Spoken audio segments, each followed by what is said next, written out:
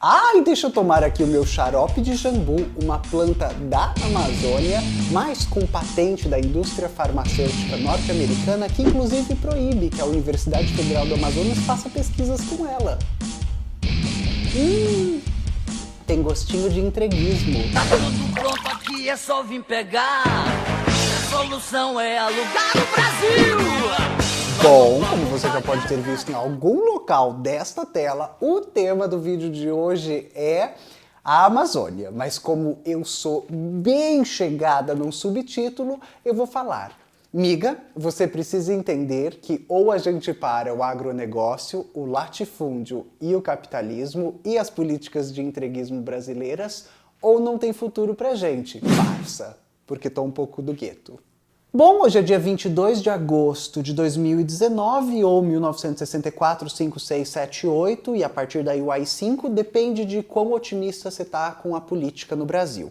E é importante que você saiba que Sabrina Fernandes, socióloga, autora do canal Tese 11, que vai ficar indicado aqui, acabou de postar um vídeo chamado Amazônia, em inglês com legendas em Amazônia is Burning, Brazil is Burning, com legendas em português e espanhol. Recomendo que você assista, compartilhe com seus amigos gringos. Além disso, deixo aqui também na indicação do vídeo o link da minha entrevista para o Catraca Livre, no qual eu falo do nosso excelentíssimo, super bem cotado ministro do Meio Ambiente, que não está sendo indiciado com várias ações ambientais por improbidade administrativa e por talvez enriquecimento ilícito através de licitação ambiental. O que eu preciso que você entenda é: existe um processo de apropriação e destruição da Amazônia desde que o Brasil existe. A gente pode pensar desde das capitanias hereditárias, a gente pode pensar nas drogas do sertão. A destruição na Amazônia é comum para as elites e para as governâncias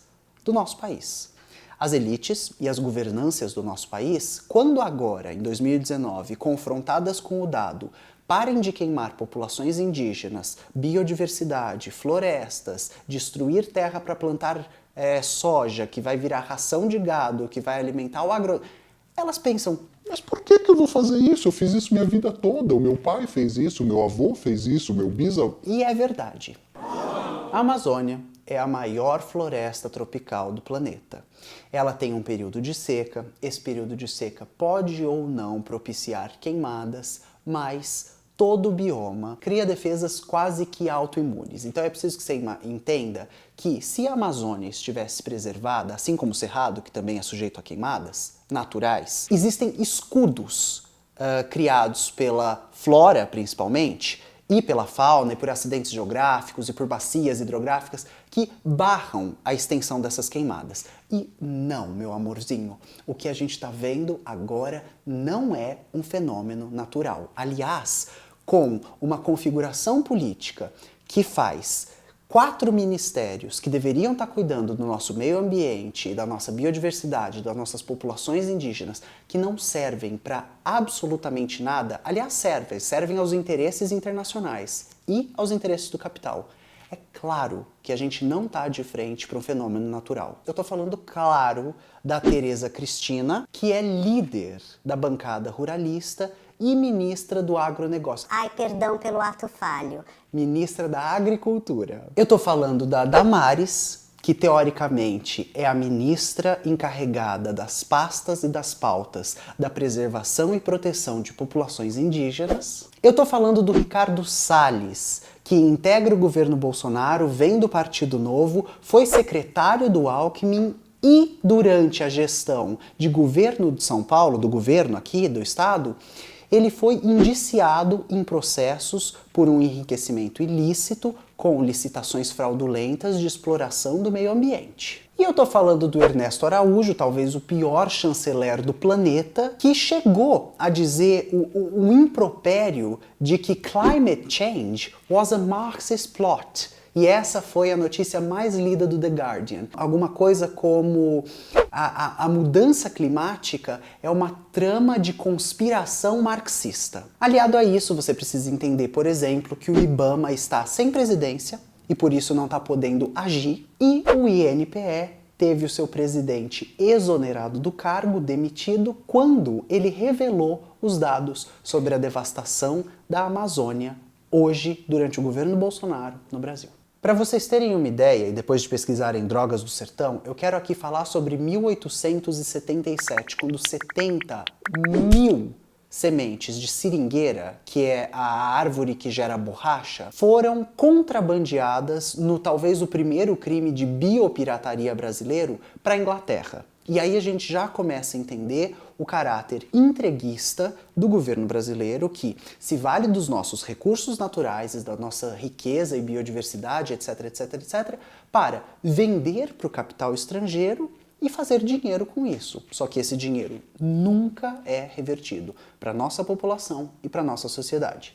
De novo, nossos bens naturais, a riqueza do nosso país é dilapidada por órgão privado ou público que fazem esse dinheiro desaparecer. Depois da exploração das drogas do sertão, o Brasil vai passar por uma política de exploração da borracha e das seringueiras na Amazônia. Ela vai ter 2 ciclos, o primeiro sendo de 1879 a 1912, uma época na qual a Europa está enfrentando a Primeira Guerra Mundial e a política é basicamente de exportação, porque o Brasil ainda não consegue manufaturar ou transformar através de uma siderúrgica, de uma indústria, a borracha. Então a gente extrai matéria-prima e manda para uma Europa e para os Estados Unidos que estão numa corrida armamentista e preparando uma guerra. Para vocês terem uma ideia, a França tinha acabado de descobrir como transformar o látex em borracha e elástico e etc.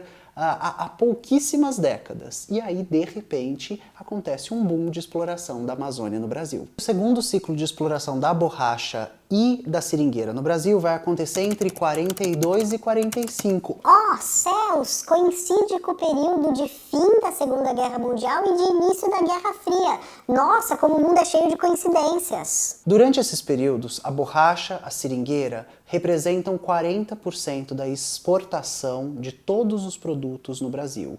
E adivinhem, elas são exportadas em libra. Eu poderia adicionar aqui o fato de que em 1903 o Acre vai ser comprado da Bolívia e que o Acre vai ser comprado para que a gente consiga construir uma ferrovia para escoar produção para a Europa e para os Estados Unidos através do Oceano Pacífico. Eu poderia aqui adicionar uma série de informações, mas o que eu preciso que você entenda é que a elite e o Estado se apropriam dos bens e das reservas naturais, dilapidam tudo, vendem, fazem dinheiro com isso e não melhoram o país. Agora você vai me falar, mas Rita, o PT... E eu vou falar, calma, anjo, vamos lá.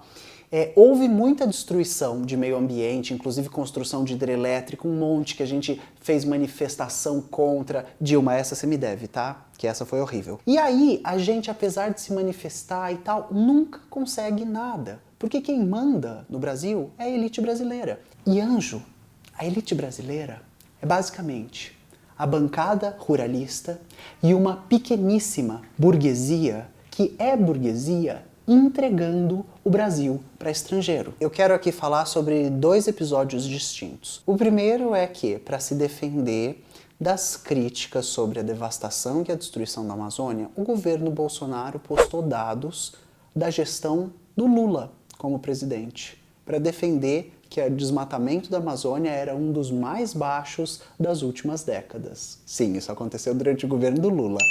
Petista. E é importante que você entenda também que em 2017, logo após o golpe, sim, foi golpe, que Michel Temer e o parlamento aplicam na Dilma, é revogada uma reserva natural para o garimpo e para a grilagem e para a extração de minérios na Amazônia, entre os estados do Pará e do Amapá, do tamanho do Espírito Santo. Se você quiser entender ainda um pouco mais sobre como a destruição brasileira está sempre ligada a interesses internacionais, eu te convido a estudar a Serra do Navio, nos anos 40, que durante os anos 40, 50, 60, 70 e 80, 4 décadas, vai destruir uma região sem trazer nenhum tipo de avanço para ela, em uma espécie de parceria entre a United States Steel, uma gigante siderúrgica norte-americana, e o Grupo KM, a segunda maior extratora do Brasil. Falo segunda maior porque queria chegar até a Vale. Ah, esse vídeo vai ficar longo. E aqui, quando eu falo da Vale, que hoje é privada, Eu preciso que você entenda que ela foi privatizada em 1997, durante a gestão do Fernando Henrique Cardoso, que privatizou uma série de empresas públicas e, durante essa privatização, recebeu, através de 2 jornalistas, o termo privataria tucana, que era uma espécie de privatização e pirataria, porque visava destruir o país e vender para o capital estrangeiro. E o que eu quero falar sobre Vale é Mariana e Brumadinho. Os interesses públicos nunca serão atendidos por empresas de capital internacional, porque, anjo, tirando o brasileiro, ninguém tá nem aí pro Brasil, a não ser que seja para fazer uma linda patente de xarope. Se o poder público não dá conta de fiscalizar as atividades de uma empresa que está em Mariana e Brumadinho, muito próximas aos centros mais populosos do Brasil, vocês realmente acham que o poder público vai ser capaz de fiscalizar as atividades que acontecem na Amazônia? Aqui a gente se encontra numa espécie de entrave democrático. Se vocês já foram capazes de entender que dentro desse Estado burguês as nossas vontades, demandas e pautas não têm peso real, você começa a entender que no Brasil mudar a política através da política é um tipo de conversa para boi dormir. Enquanto o nosso sistema democrático, nossas leis e nossos órgãos públicos estiverem interessados em atender interesses das elites e do capital, a gente só vai ver destruição do meio ambiente, porque o Brasil é um celeiro e um cassino. E a farsa do governo Bolsonaro, que lá atrás, durante a campanha eleitoral, se propôs nacionalista, é tão absurda que tudo que esse governo vai fazer é vender empresas brasileiras para o capital estrangeiro. E você não pode ser nacionalista e entreguista ao mesmo tempo. E para encerrar o vídeo, eu peço que vocês possam me entender que a Amazônia não está morrendo, que o Brasil não está morrendo. A Amazônia e o Brasil estão sendo assassinados. E os capitalistas e as empresas que fazem isso têm nomes e endereços. Na democracia burguesa, o povo só tem um poder, a união. Ou a gente acaba com o latifúndio, o agronegócio e a mineração destrutiva, ou eles vão acabar com a gente. Olha o que eles fizeram com a nossa reserva. 2 anos que a gente estava lutando para preservar isso aqui. E agora vem os baderneiros e ficam fogo na nossa aldeia. Se não bastasse a Vale matar nosso rio, matar os nossos fontes de vida, agora vieram e puseram fogo na nossa reserva. Nós não vamos nos calar. Amanhã nós vamos fechar a pista e queremos a mídia aqui para nos defender.